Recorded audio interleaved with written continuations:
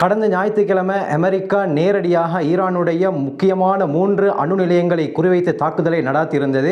நாங்கள் அமெரிக்காவுக்கு மிக வேகமாக மிக சீக்கிரமாக பதிலடி கொடுப்போம் என்று ஈரான் சொல்லியிருந்தது. அதற்கமைய நேற்றிரவு ஸ்ரீலங்காவுடைய டைம் 10:30 இருக்கும் பொழுது கட்டாரிலே இருக்கக்கூடிய அமெரிக்காவுடைய மிகப்பெரிய விமான தளத்தை ஏர்பேஸை நோக்கி ஏவுகணை தாக்குதலை ஈரான் நடத்தியிருந்தது. இதனால் மத்திய கிழக்கில் மிகப்பெரிய போர் பதட்டம் ஏற்பட்டிருக்கிறது. ஈரானுடைய இந்த தாக்குதலை கண்டித்து Saudi Arabia, Bahrain, UAE, Qatar, Kuwait போன்ற நாடுகள் கண்டனம் தெரிவித்திருக்கிறது.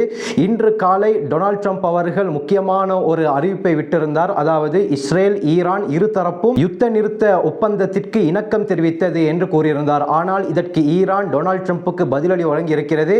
அதே போல இன்றும் இஸ்ரேலுடைய முக்கியமான பல இடங்களை குறிவைத்து ஈரான் தாக்குதலை நடாத்தியிருந்தது.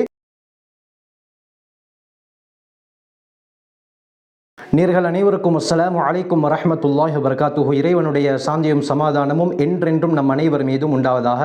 மத்திய கிழக்கிலே போர் உச்சகட்டத்தை அடைந்திருக்கிறது. மிகப்பெரிய போர் பதற்றம் தற்பொழுது மத்திய கிழக்கில் ஏற்பட்டிருக்கிறது. எந்த அளவுக்கு என்றால் அரபு நாடுகள் எல்லாம் தங்களுடைய வான்பரப்பை மூடியிருப்பதாக செய்திகள் தெரிவிக்கின்றன. அதற்கு என்ன காரணம் என்று சொன்னால், எங்களுக்கு தெரியும், கடந்த ஞாயிற்றுக்கிழமை ஈரானுடைய முக்கியமான அணு ஆயுத தளங்கள் ஃப்ரோடோ, நட்டான்ஸ், அஸ்பஹான் இந்த 3 இடத்தை குறிவைத்து அமெரிக்காவுடைய B-2 என்ற பிரமாண்டமான போர் விமானம் குண்டுகளை போட்டது. 13,600 கிலோ எடையுடைய 61 மீட்டர் பூமிக்குள்ளால் துளைத்து கொண்டு செல்லக்கூடிய அந்த சக்தி வாய்ந்த குண்டை போட்டது. இதைத் தொடர்ந்து ஈரான் சொன்ன பதில்தான் அவசரமாக நாங்கள் தாமதமின்றி இதற்கு பதிலடி அமெரிக்காவிற்கு கொடுப்போம் என்று சொல்லியிருந்தார்கள். அந்த அடிப்படையில் நேற்று ஏற்கனவே கட்டாரிலே இருக்கக்கூடிய அல் உதைத் என்ற அமெரிக்காவுடைய முக்கியமான ஏர்பேஸின் மீது தாக்குதல் நடாத்த போவதாக ஈரான் சொல்லியிருந்தது. இதன் காரணமாக நேர காலத்துடன் கட்டார் தன்னுடைய வான்பரப்பை மூடியது. இதே போல அரபு நாடுகளுக்கு மத்தியில் பெரும் ஒரு போர் பதற்றம் நேற்று நடந்தது. இந்த போர் பதற்றத்தை தொடர்ந்து சவுதி அரேபியா, இதே போல அமெரிக்காவுடைய விமானப்படைகள் நேற்று இரவு தன்னுடைய வான்பரப்பிலே ரோந்து போனதாகவும் சொல்லப்படுகிறது. இந்த தகவலுக்கிணங்க பஹ்ரைன், யுனைடெட் அரபு எமிரேட்ஸ், கட்டார், குவைத் போன்ற நாடுகள் தங்களுடைய விமான சேவையை தற்காலிகமாக நிறுத்தியது, தங்களுடைய வான்பரப்பை மூடியது. இப்படி இருக்கும் சந்தர்ப்பத்தில் இரவு 10:30 மணி அளவில் ஸ்ரீலங்காவுடைய டைம் 10:30 இருக்கும் பொழுது ஈரான் சொன்ன பிரகாரம் ஏவுகணை தாக்குதலை கட்டாரில் இருக்கக்கூடிய அமெரிக்காவுடைய பிரபல்யமான ஏர்பேஸின் மீது தாக்குதலை நடத்தியது. நேரத்துடன் தயாராக இருந்த கட்டாருடைய பாதுகாப்பு படையினர் என்ன செய்தார்கள்? அந்த ஏவுகணைகளை வானிலை வைத்து முறியடித்ததாக கட்டாருடைய பாதுகாப்பு திணைக்களமும் தெரிவித்திருந்தது. டொனால்ட் ட்ரம்ப் அவர்கள் இன்று காலை சொன்ன அறிவிப்பிலே 12 ஏவுகணை தாக்குதலை ஈரான் கட்டாரின் மீது நிகழ்த்தியிருந்தது. அதிலே 11 ஏவுகணைகள் முறியடிக்கப்பட்டதாகவும் 1 தான் கீழே விழுந்ததாகவும் சொல்லப்படுது. ஆனால் சர்வதேச ஊடகங்கள் என்ன சொல்கிறது என்றால், கிட்டத்தட்ட 18 மிசைல்கள் ஈரானில் இருந்து கட்டாரின் மீது பாய்ந்திருக்கிறது. இந்த தாக்குதலின் காரணமாக அமெரிக்காவை சேர்ந்தவர்களுக்கோ கட்டாரை சேர்ந்தவர்களுக்கோ எந்த காயமும் ஏற்படவில்லை, எந்த உயிரிழப்பும் ஏற்படவில்லை. இதே போல ஈராக்கிலே இருக்கக்கூடிய அமெரிக்காவுடைய பேஸின் மீதும் தாக்குதல் நடாத்தியதாக சொல்லப்பட்டது. பஹ்ரைனிலே இருக்கக்கூடிய ஏர்பேஸின் மீதும் தாக்குதல் நடாத்த போவதாக தகவல் வந்தது. இந்த தகவலை அடுத்து பஹ்ரைனும் தன்னுடைய வான்பரப்பை மூடியது. ஆனால் பஹ்ரைனிலே எந்த தாக்குதலும் நடாத்தப்படவில்லை. முக்கியமாக ஈரான் குறிவைத்தது கட்டாரிலே இருக்கக்கூடிய அமெரிக்காவுடைய அல் உதைத் என்ற விமான தளத்தை தான். ஏன் இந்த இடத்தை குறிவைத்து ஈரான் நேற்று தாக்குதலை நடாத்தியது என்று பார்த்தால், மத்திய கிழக்கிலே இருக்கக்கூடிய அமெரிக்கா, இதே போல நேட்டோ நாடுகளுடைய முக்கியமான விமான தளம் தான் அல் உதைத். இது கட்டாருடைய தலைநகரம் தோஹாவில் இருந்து தென்மேற்கு பக்கமாக 35 கிலோமீட்டர், அதாவது 22 மைல் தொலைவிலே அமைந்திருக்கிறது. அமெரிக்காவுடைய மத்திய கிழக்கு ராணுவ தலைமையகமும் இந்த இடத்தில் தான் அமைந்திருக்கிறது. சிரியா, ஈராக், ஆப்கானிஸ்தான் போன்ற நாடுகளில் நடக்கக்கூடிய ராணுவ நடவடிக்கைகளுக்கு முக்கியமான விமான தளமாக இந்த அல் உதைத் விளங்குகிறது. MQ-9 ரீப்பர் என்ற ட்ரோன்கள், B-52 என்ற போர் விமானங்கள், C-17 என்ற சரக்கு விமானங்கள் இந்த இடத்தில் தான் இயங்கிக் கொண்டிருக்கின்றன. இந்த உலகத்தில் மிக நீளமான ஓடு பாதையை கொண்ட விமான தளங்களில் ஒன்றாக கட்டாருடைய அல் உதைத் விமான தளம் கருதப்படுகிறது. 12,500 அடி அளவுக்கு மிக நீளமான ஓடு பாதையை கொண்ட இடம்.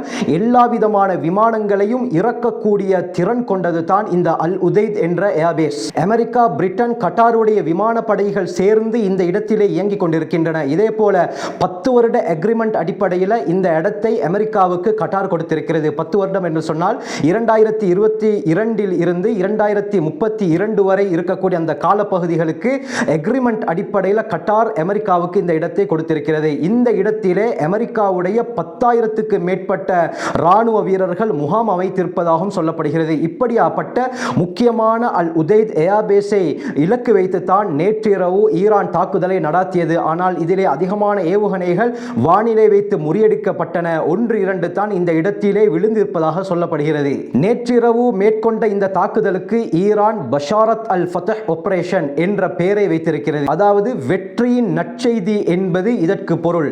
இந்த தாக்குதலை நடாத்தியதற்கு பிறகு கட்டார் தன்னுடைய வான்பரப்பை தாக்குதலுக்காக வேண்டி ஈரான் பயன்படுத்தியதை முன்னிட்டு கண்டனத்தை தெரிவித்திருக்கிறது. இதற்கு ஈரான் சொல்லியிருக்கக்கூடிய பதில் என்னவென்றால், நாங்கள் கட்டாரிலே இருக்கக்கூடியவர்களையோ கட்டாரையோ இலக்கு வைத்து தாக்கவில்லை, மாற்றமாக கட்டாரிலே இருக்கக்கூடிய அமெரிக்காவுடைய முக்கியமான ஏர்பேஸை குறிவைத்து தான் தாக்கினோம். கட்டார் எங்களுடைய சகோதர நாடு, கட்டாருக்கு எந்த விதத்திலும் பாதிப்பு ஏற்படாது என்பதாகவும் சொல்லியிருந்தது. இது மட்டுமல்லாமல் கடந்த ஞாயிற்றுக்கிழமை எப்படியாப்பட்ட குண்டுகளை ஈரானின் மீது அமெரிக்கா போட்டதோ அந்த குண்டுகளுடைய சம அளவிலான குண்டுகளைத்தான் நேற்று நாங்கள் கட்டாரின் மீது தாக்குதலை நடாத்தினோம் என்பதாகவும் ஈரான் சொல்லியிருந்தது.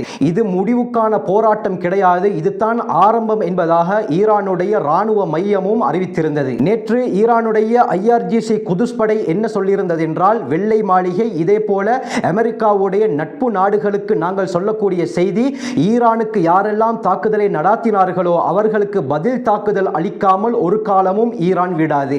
இந்த தாக்குதலுக்கு பிறகு இன்று காலை டொனால்ட் ட்ரம்ப் அவர்கள் ஒரு அதிகாரப்பூர்வ அறிவிப்பை விட்டிருந்தார். அதாவது 12 நாட்களாக ஈரானுக்கும் இஸ்ரேலுக்கும் மத்தியில் இந்த யுத்தம் நடந்து கொண்டிருக்கிறது. இந்த யுத்தம் தற்பொழுது ஒரு முடிவுக்கு வந்திருக்கிறது. அதாவது ஈரானும் இஸ்ரேலும் இந்த யுத்த நிறுத்த ஒப்பந்தத்திற்கு இணக்கம் தெரிவித்திருப்பதாகவும் இந்த யுத்தத்திற்கு 12 நாள் போர் என்று பெயரிட வேண்டும் என்பதாகவும் டொனால்ட் ட்ரம்ப் அவர்கள் சொல்லியிருந்தார். இந்த அறிவிப்பை சொன்னதற்கு பிறகு ஈரான் டொனால்ட் ட்ரம்புக்கு என்ன பதிலளித்திருக்கிறது என்றால், நாங்கள் எந்த விதமான போர் நிறுத்தத்திற்கும் இணக்கப்பாடு தெரிவிக்கவில்லை, நாங்கள் தொடர்ந்து இஸ்ரேலை தாக்கிக் கொண்டு தான் இருக்கிறோம், நாங்கள் போர் நிறுத்தத்தை ஏற்படுத்தவில்லை என்று கூறியிருக்கிறார்கள். இந்த அறிவிப்பை சொன்னதற்கு பிறகு இஸ்ரேலுடைய முக்கியமான பல இடங்களை நோக்கி ஈரான் தொடர்ந்து தாக்குதலை நடாத்தி வருகிறது. எந்த அளவுக்கு என்றால் 7 மாடி குடியிருப்பு பகுதியில் ஈரானுடைய தாக்குதல் நடந்திருக்கிறது. இந்த தாக்குதலின் காரணமாக 8 பேர் கொல்லப்பட்டிருப்பதாகவும் பலர் படுகாயம் அடைந்திருப்பதாகவும் சிலருடைய நிலைமை சீரியஸ் கண்டிஷனில் இருப்பதாகவும் சொல்லப்படுகிறது. தற்பொழுது நேரடியாக அமெரிக்காவுடன் ஈரான் யுத்தத்திற்கு தயாராகிவிட்டது. முதல் தாக்குதலை நடாத்தியிருக்கிறது. இதற்கு அமெரிக்கா என்ன செய்ய போகிறது என்பதை பொறுத்திருந்து தான் பார்க்க வேண்டும். சொல்லப்போனால் அமெரிக்காவுடன் நேரடியாக போரிடுவதற்கு உலகத்திலே எந்த நாட்டுக்கும் தைரியம் கிடையாது. அது ரஷ்யாவாக இருந்தாலும் சரி, சைனாவாக இருந்தாலும் சரி, அவர்கள் வாயிலேயே வார்த்தைகளை சொன்னாலும் நேரடியாக அமெரிக்காவுடன் மோதும் அளவுக்கு அவர்களிடத்திலே சக்தி கிடையாது. இதற்கு என்ன காரணம்? 1945 அமெரிக்காவுடைய அந்த அணுகுண்டு தாக்குதல் தான். இந்த அணுகுண்டு தாக்குதலுக்கு பிறகுதான் 2ஆம் உலக மகா யுத்தம் ஒரு முடிவை கண்டது. இதன் காரணமாக பல நாடுகள் இன்றும் அமெரிக்காவின் மீது பயத்தை கொண்டு தான் இருக்கின்றன. உலகத்திலே மிகப்பெரிய ராணுவ தளத்தை கொண்ட நாடும் அமெரிக்கா தான். அதிகமான ஆயுதங்கள், அதிநவீன டெக்னாலஜிகளை கொண்ட நாடும் அமெரிக்கா தான். அதனால தான் பல நாடுகள் அமெரிக்காவுடன் நேரடியாக மோத பயப்படுகின்றன. இப்படி இருக்க ஈரான் நேரடியாக அமெரிக்காவுடன் மோதுகிறது என்று சொன்னால் ஈரானிடத்திலே எந்த அளவுக்கு ஆயுதங்கள் இருக்கும் என்பதை நாங்கள் புரிந்து கொள்ள வேண்டும். அமெரிக்காவுடன் மோதினால் அதனுடைய பின்விளைவுகள் எப்படி இருக்கும் என்று ஈரானுக்கு நன்றாக தெரியும். அப்படி இருந்தும் அமெரிக்காவுடன் நேரடியாக ஃபேஸ் டு ஃபேஸ் மோதுவதாக இருந்தால் ஈரானுடைய பலம் எப்படி என்பதை நாங்கள் புரிந்து கொள்ள வேண்டும். இதற்கு பிறகு என்ன நடக்கும்? இன்ஷா அல்லாஹ் தொடர்ந்து இணைந்திருங்கள். உடனுக்குடன் செய்திகளை நீங்கள் அறிந்து கொள்ள வேண்டுமா? எங்கள் சேனலை சப்ஸ்கிரைப் செய்யுங்க, மற்றவங்களுக்கும் ஷேர் செய்யுங்க. அதிக பயனுள்ளதாக இருக்கும்.